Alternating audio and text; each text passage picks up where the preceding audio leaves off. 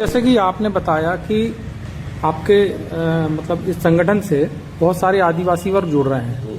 चूंकि डिंडोरी में धर्मांतरण और ईसाई मिशनरी हावी है, ऐसे कितने परिवार हैं जो नशा मुक्त हो चुके हैं और ईसाई मिशनरियों से दूर होकर वापसी करें? तो 20,000 से ज्यादा तो लगभग वर्तमान में यहाँ कार्य कर रहे हैं डिंडोरी जिले में, और इस तरह के क्रमों के द्वारा उनको आगे रास्ते और बढ़ने में मजबूती का देखिए। इसीलिए पता है जब उनको अच्छे संस्कार दिशा दे देंगे तो धर्म परिवर्तन वो सहज भाव से नहीं करेंगे। उनके हम अपने धर्म की ताकत तो बताएं कि जो दूसरे के धर्मों में उससे कई हमारे धर्म में ताकत है।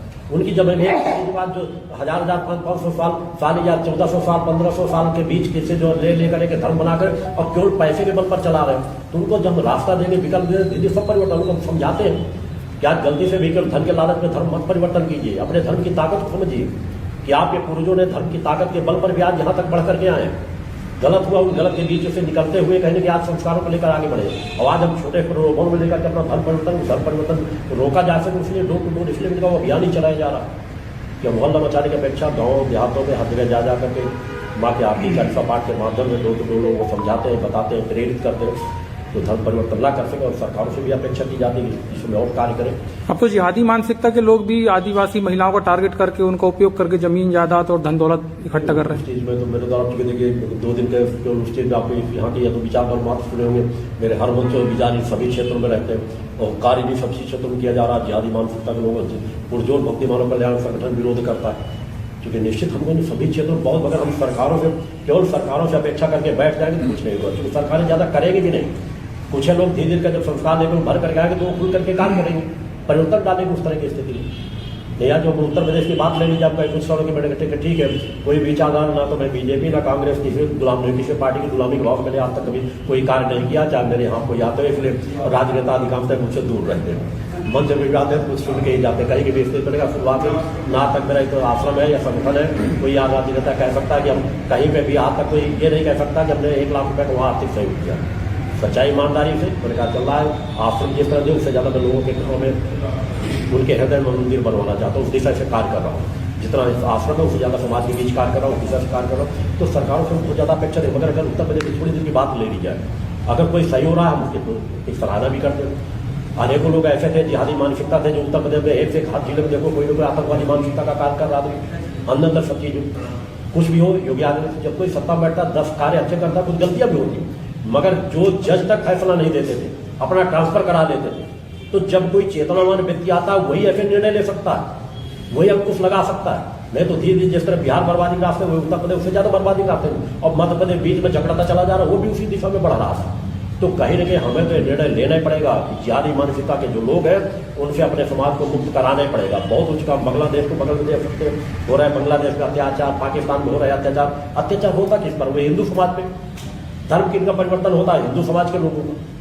तो हमको इसे समाज को भी सजग करना पड़ेगा, राजनेताओं को भी सजग करना पड़ेगा, आवाज भी उठाना पड़ेगा कि ऐसी नीतियां बनाएं जो नीतियां हमारे समाज के लिए कल्याणकारी। क्या इसे एक बड़ा संयोग माना जाए कि जिला मुख्यालय में गुरुजी का नशा मुक्ति एक अभियान चिंतन चल रहा है और वहीं जिले के एक क्षेत्र में बड़ी कामयाबी एसटीएफ टीम को मिलती, ना कि पुलिस को गांजे की एक बहुत बड़ी खेप मिलती है? और निश्चित रूप से सब तो तरंगों का प्रभाव भी पड़ता है, कुछ क्रम ऐसे होते भी हैं। संगठन लोग मैंने कहा इसी समय में 2000 से ज्यादा स्थानों पर मेरे भक्ति मानव कल्याण संगठन ने नजे की बड़ी बड़ी खेपें पकड़ाई, उनका पूरा आम रिकॉर्ड सब चीजें हर तरह की स्थिति। तो ये सब तो निश्चित रूप से परिवर्तन आता ही है, इच्छा शक्ति होती है। धीरे धीरे उस तरह के अधिकारी भी आगे बढ़ के आ रहे हैं जो नशा मुक्त जीवन जीते हैं, नशा मुक्ति के विरुद्ध काम में धीरे आवाज कहीं ना कहीं प्रयास करते रहने की जरूरत है। हम क्या कर सकते हैं तो उस पर हमको लग जाना है। महाराष्ट्र जैसा आपने बोला कि आक्रामक नहीं होना चाहिए, शिक्षा का माध्यम उठाना चाहिए। वर्ष 2017-18 में शासन ने एक पूरा एक रेगुलेशन पास किया था कि नर्मदा क्षेत्र के अंतर्गत 5 किलोमीटर रेंज में शराब को प्रतिबंधित कर दिया था। चूंकि डिंडोरी नर्मदा की गोद में बसा हुआ है, मीडिया कर्मी के सहयोग से और आपकी प्रेरणा से हमने 2024 में एक जनहित याचिका लगाई थी, भांडी न्यायालय की शरण ली थी, जिसमें 2024 दिसंबर में एक ऑर्डर पास हुआ था कि डिंडोरी जिले में पूर्णतः शराब को प्रतिबंधित कर दिया गया है। लेकिन कहीं ना कहीं हम देख रहे हैं कि उसको प्रभावी क्रियान्वयन नहीं हो पा रहा है।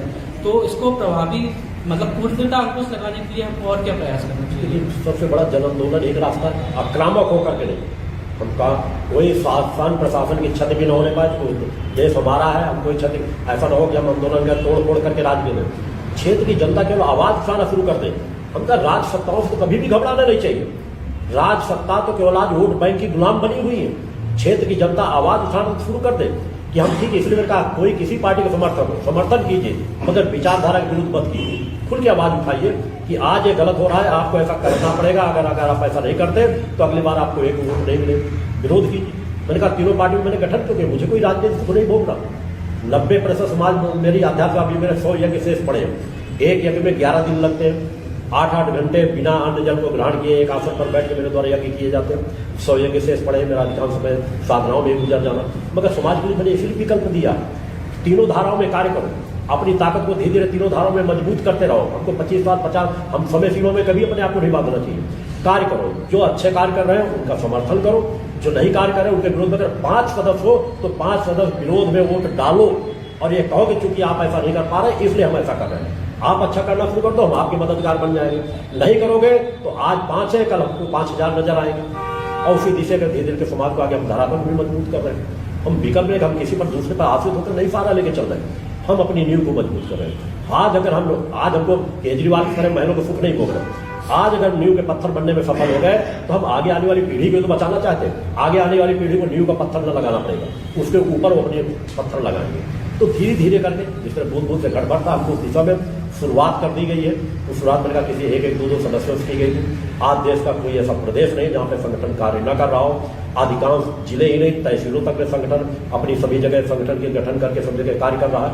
सब जगह एक परिवर्तन डाला जा रहा है। संगठन इतनी ताकत को प्राप्त कर चुका है कि आज हम देश की नहीं हो तो 50 लोकसभा सीटें, सैकड़ों विधानसभा सीटों में उनकी हार जीत सुनिश्चित कर सकते हैं। तो वो ताकत हमको लेके करना, खड़े होना पड़ेगा, अपने लाभ के लिए नहीं, हमें समाज के लाभ के लिए। हमें अपने अस्तित्व को गंवाना भी पड़े, अपने को और सामर्थ्य को भी नष्ट करना पड़े तो नष्ट करके हम आगे कर सकते हैं।